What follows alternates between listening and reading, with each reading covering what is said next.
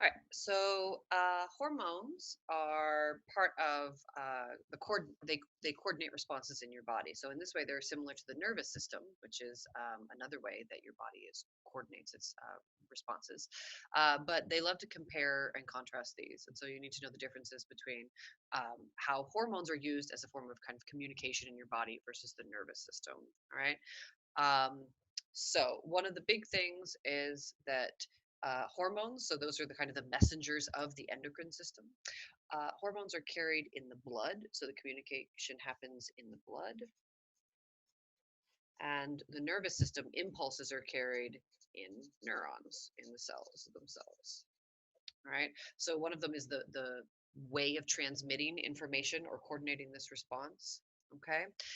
The endocrine system, if you think about the idea of like testosterone and secondary sexual characteristics and puberty and things like that, endocrine system often has responses that last longer. So they are longer lasting, whereas the nervous system tends to be short term.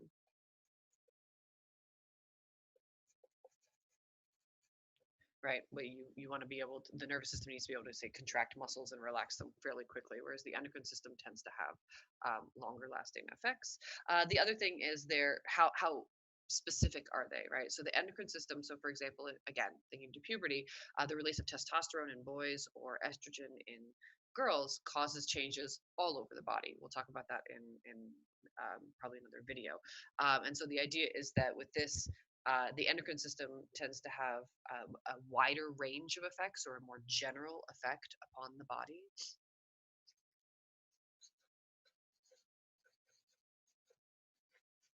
And the nervous system tends to be more specific in its response.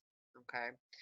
Um, so a localized effect, right? If you want to, um, for fine motor skills, if you want to move your fingers, you don't want the rest of your muscles also moving and cramping up. So you tend to have, it's to your advantage to have localized effects in the nervous system, right?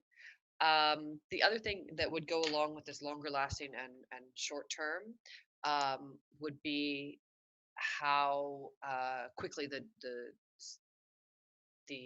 response, or sorry, the messenger travels, right? So these are usually faster and these are usually slower. And of course, if you think about like adrenaline flooding your body, it can happen within a matter of seconds. But for the neurons, the nervous system, we're talking fractions of a second for a response to take place. Okay. Um, so those are the main differences between the endocrine system and the nervous system. So the endocrine system is what I mean when I say hormones. Now, hormones, in order to be a hormone, a chemical must qualify as two things. It needs to be carried in the blood, as I already mentioned up here.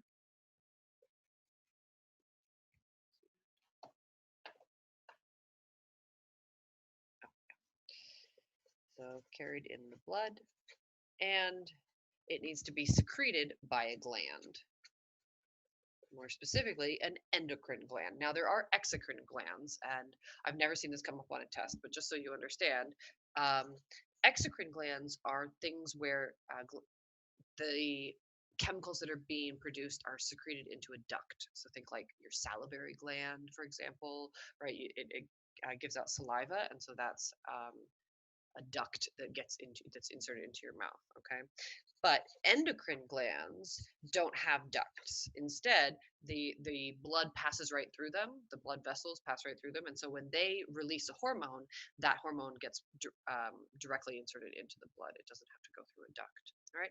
So in order to be a hormone, these are the requirements of what is a hormone. All right.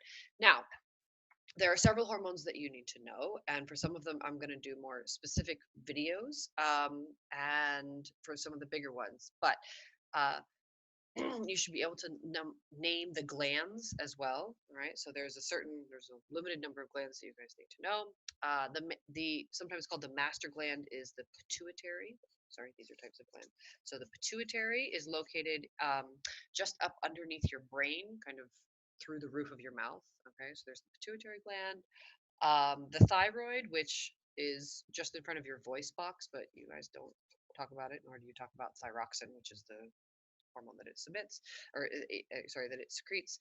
The pancreas, which you guys should know from the digestion chapter, um, it releases digestive enzymes, but it also releases hormones. Okay, the adrenal glands, which is where adrenaline is from, hence the name. Uh, and then men versus women, you have the testes in men and the ovaries in women. And we'll talk for each of these. We'll talk about some of the hormones that they submit in separate or that they secrete. Sorry, in separate videos.